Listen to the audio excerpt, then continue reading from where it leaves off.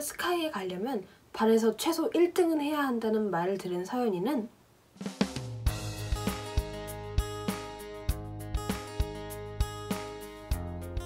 안녕하세요 여러분, 예진입니다. 오늘 읽어볼 책은 지난번에 예고했던 것처럼 서연이와 마법의 샤프 펜슬이라는 책을 읽어볼 거예요. 여태까지 서연이 시리즈가 정말 많았었고 모두 다 재밌었는데 마법의 샤프 펜슬은 또 무슨 일을 하는 건지 벌써 궁금해지네요. 알아보러 가겠습니다.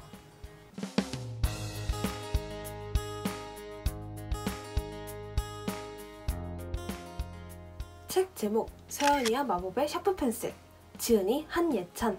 중학생이 된 서연이는 점점 장래에 관심을 두기 시작한다. 친구에게 스카이에 대해 듣게 된 서연이는 공부를 열심히 하기로 결심한다. 하지만 스카이에 가려면 반에서 최소 1등은 해야 한다는 말을 들은 서연이는 공부 넘사벽인 같은 반 박주아보다 공부를 잘해야 한다는 사실에 막막해지기 시작한다.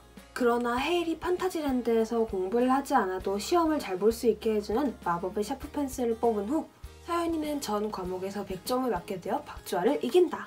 하지만 서연이는 어떤 일을 할 때 중요한 것은 결과물이 아니라 차곡차곡 쌓아나가는 노력과 과정이라는 것을 깨닫고는 샤프 펜슬을 더 이상 쓰지 않기로 결심한다. 스티브 잡스가 한 명언 중에서 실패해도 그 과정이 바로 보상이다 라는 말이 있다. 그만큼 과정이 중요한 것이다. 수학에서도 풀이에 중점을 두는 서술형 문제처럼 말이다. 서연이가 마법의 샤프 펜슬로 푼 문제들은 속이 텅 빈 땅콩 껍질처럼 서연이에게 아무 이득도 되지 않는 문제들이다.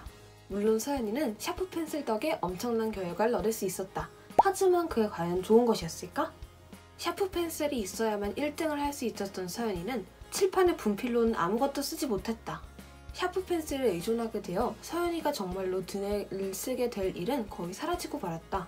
노력을 하지 않고 과정을 거치지 않고 얻은 꿀마냥 달콤한 결실은 그 결실을 얻은 사람뿐만이 아니라 엄청나게 노력해서 그 결과를 얻으려고 했던 사람들까지 허무하게 만들어버린다. 그래서 과정이 참 중요한 것 같다. 그리고 그 과정이 튼튼하다면 그 탑은 무너질 일이 없다. 공든 탑이 무너지랴. 네, 이렇게 서연이와 마법의 샤프 펜슬 재밌게 읽었습니다. 제가 독수록은 그렇게 썼어도 샤프 펜슬이 실제로 존재한다면 한번 써보고 싶은 호기심은 생길 것 같아요. 그러나 그런 기회가 과연 올까요? 오늘의 리뷰책 두 번째 읽을 책은 바로 가슴에 별을 품은 아이라는 책이에요. 이 책은 시대에 맞게 태어나지 않은 불쌍한 두 아이들에 대해 그린 이야기인데요. 이 책의 주인공 혜령이라는 아이는 바느질을 배워 보통 조선의 여자로 살아가기보다는 장사를 해서 거상이 되려는 꿈을 꿉니다. 조선에서 천민 중에서도 가장 대우가 안 좋았던 백정의 아들 지상은 무사가 되어서 성공하려는 꿈을 꾸고 있습니다. 하지만 두 아이의 꿈 모두 시대적으로는 굉장히 어려운 꿈이에요. 하지만 굴하지 않고 그 꿈을 향해 달려가는 혜령과 지상의 위험하지만 감동적인 이야기입니다. 이 책을 읽고 나니 신문제가 없고 능력을 발휘할 수 있는 지금 이 시대에 태어난 것이 정말 행운이고 또 다행이라고 생각해요. 하지만 조금씩 남아있는 차별들이 있는데 그 차별들 빨리 훌훌 털어버리고 정말로 평등한 세상이 되었으면 너무 좋을 것 같아요. 그럼 오늘 읽은 책 두 권 둘 다 너무 재미있었으니까 여러분도 꼭 한번 읽어보세요. 그럼 다음 편 미리 예고! 바로 TV 블랙홀님이 추천해주신 탈무드 123가지라는 책이에요. 탈무드 많이 들어봤고 또 읽었나? 가물가물하네요. 지난번에 읽기는 했는데 스치듯 지나가네요. 기억이 가물가물해요. 그래서 이번에 다시 한번 제대로 읽어보겠습니다. 추천해주신 TV 블랙홀님 감사합니다.